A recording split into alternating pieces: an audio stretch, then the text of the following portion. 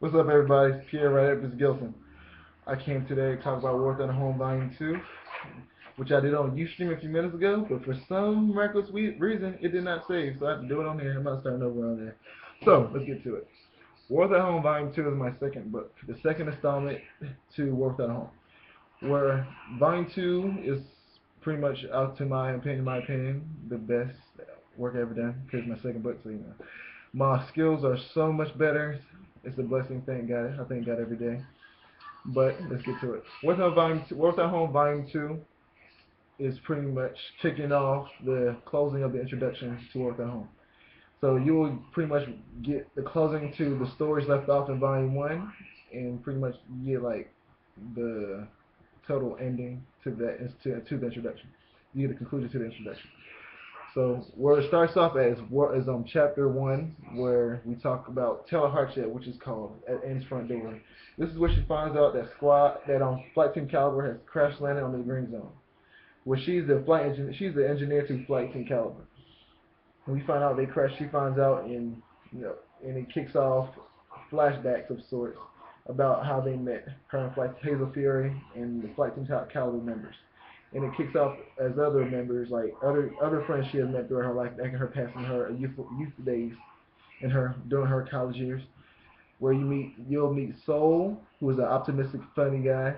You'll meet Monet, who is Monique. Her name is Monet, who is kind of your ghetto girl, typical ghetto girl from the hood, but she's very outgoing, supportive, and nice, and smart and talented. You also meet Reed again, and when he was young, he knows Taylor. Yes, he does. But does he still know her? Do they still talk? I don't know. This is the past. This is years ago. Carol's currently, she's like in her mid 20s. So then we go into Hazel Fury during the next chapter, which is at Ern's front door, first impressions, and which is like continuation of Taylor's, but mixed with Hazel's. So you meet a young Hazel Fury and some Flight Team Caliber members like OG. You meet OG, and pretty much you'll get their appearance as well, which I didn't do in Volume 1. I left that appearance out because I wanted you to imagine what they will look like. But now, since I'm older, a few years older now, I said, okay, it's time to get them their looks. I'm all about it. So OG's he's a Latino man, Latin man, Mexican, with a whole bunch of tattoos and hair that's very curly, very very curly hair, and like a little chin mustache right here, a little goatee thing going on. And you'll meet some more Flight to Caliber members, which I can't name right now. You have to read it. But one is Snow. I don't think you'll know him, but you'll figure out who he is later. And you'll figure out how Hazel and Taylor met through that whole chapter, and why they met, and what they mean to each other, and as well for the whole Flight Team Caliber members and Taylor's other friends. What they all mean to each other. Both the chapters meant for friendship. That's what that is about. So next we have chapter 3, which is War Eagles, Alabama Stand Up. Well, we have War Eagles, which is Hazel's story about how they crash landed on the green zone, which we ended in Volume 1, right at the end of the book. Flight Team Caliber crash landed on the green zone. We go into that, how they crash landed, and you'll see a lot of action, aerial combat, ace combat. I did a lot of research on planes and mechanics.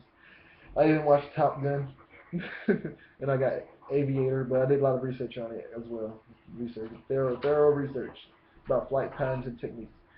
So you'll learn about the Ravens too, which are modified stealth planes that resemble a raven. It just spoke to me when I first made them. I don't know why, but it means this. I have a spiritual sense for everything I do. So you'll figure out, you'll feel it more than anything. You'll understand it when you read it.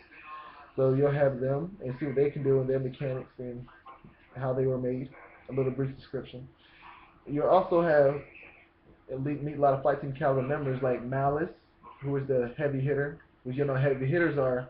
They're pretty much super strong soldiers who have their genes from Samson. If you read the Bible, please read the Bible. You'll learn a lot. Thank God. Samson's a strong guy. He's real, like Hercules, pretty much.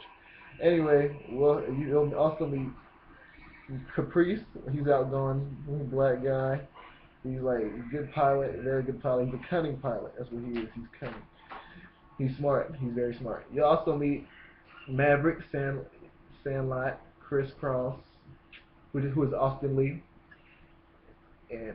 and just a lot of other characters. You just meet the characters, like how they really act towards one another and how they interact with the whole environment, with where the places they're going and whatnot. And also you'll learn about the lands, the landscaping with the lands of Gaia, some of the lands of Gaia.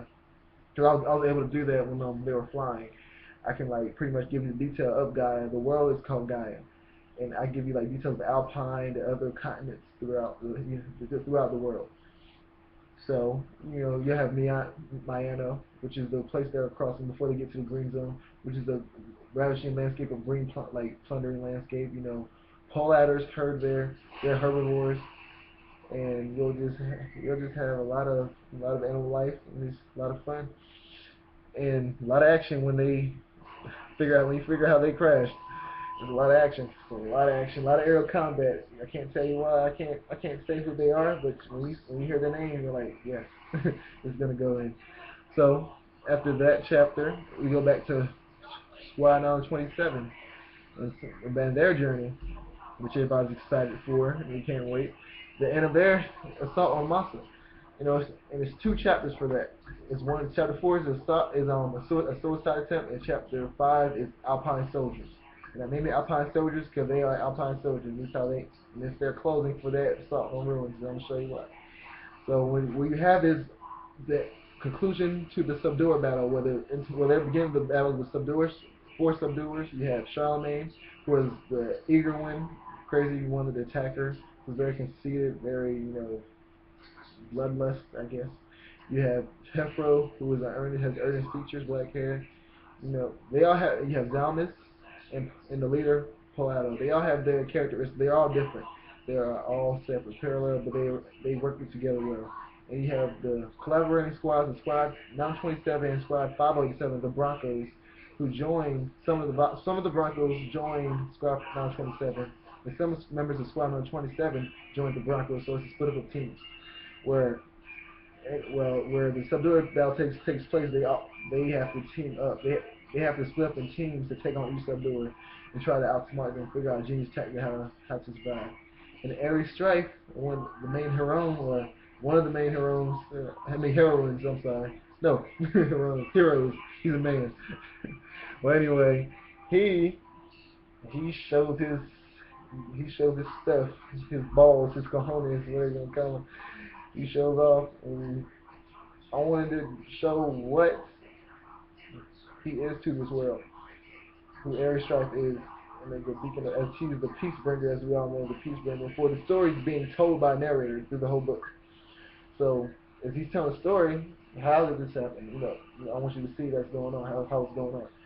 So I provide a little nudge for Ares through the story, push him along, and hopefully you understand it.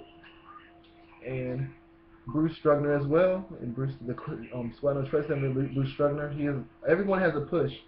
I gave everyone a brief detail. Everybody has their goals and their setbacks and their flaws, and I wanted to apply that to these characters in Squad 27 to show why they are joined together and what can they offer one another through the story. And it makes it all that much sweeter, that much more touching. So then, through the fight, we go back to the squad, Jarvis's team of collaborating squads. Corporal Jarvis Gotta White, the leader of the Broncos, the illustrious Broncos, known throughout Alpine, which they are searching the apartment complexes for information. And it's pretty fun. It's pretty fun writing their things because I can how I direct theirs is different from the Subduer battle, because I can pretty much tell in different ways. Like you'll see like a short description of an action pack, then I'll switch here and switch it back to another scenario, something going on. But anyway, you'll see a lot of action throughout their story too, and what they're doing, what they have to do, because I can't really tell you why they are going there per se, but you'll understand why later. But anyway, you'll also get to see Lieutenant Chambers, the douchebag of douchebags, conceited, cocky Chambers, which he just goes completely bonkers sometimes. You know how he is. Barking orders left and right. And you also get to see the triumphant Corporal Ragnar. He makes a debut there, and also General Window. You get to see them as well. The triumph, both of the two great swordsmen in Gaia together. Anyway, you get to see them talk, have a little banter back and forth, comedic old guy banter. And you also get to meet other lieutenants, other people, other faces, new faces, a lot of new faces, a lot of new faces. Like you have Bird and Fowler from Squad 527, the two snipers who share comedic banters, and it's very funny. You also see Bear, Squad 5807's heavy hitter. You'll also see Blast in a new light, and also Bruin, the crazy guy. But it's a lot of stuff. Then lastly, we have Harp in the last chapter, chapter 7. I mean, no, chapter 6. I'm so sorry. Chapter 6, where you have him, Harp, doing his mission aside from branch director Joe Cross, who is Joe Cross is the top guy at all guy. I mean, pretty much all of Alpine, pretty much. But anyway, you'll see his mission play out. I can't tell you a lot about his mission. It's top secret. You got to read it to find out. But you're gonna love this chapter. I have a lot of great ideas. You're gonna love it. And then last we have chapter 7, which is gonna be feature a lot of bonus content, a lot of artwork, a lot of chibis, We got a lot of art, just a lot of fun. There's a lot of fun on this chapter 7. I want you to remember these characters as like just people that you can just love to hate and love to love. So then you also have like a little comic book series might throw in there. Also the Alpine timeline. The Alpine timeline is gonna be featured on there, and also the Port glossary. I'm gonna add that. I'm bringing that back, and just a lot of mostly driven, action-packed. The epic. It's the epic. Epic stuff. Energetic persistence in Christ. That's what epic means to me, and hopefully to you. But so I hope you enjoy this. And get World at Home Volume 2 when it comes out. And I pray you support me and all my work to come. I hope you enjoy my books and my stories. I do it for the love of it, nothing else. Do it for God. That's why it's epic. Energetic persistence in Christ. Remember that. So, hope you enjoy. Add me on Twitter at Writer of Epics, and Facebook page War Without a Home. That's the Facebook page. So, and I hope you enjoy this little summary of War Without a Home Volume 2.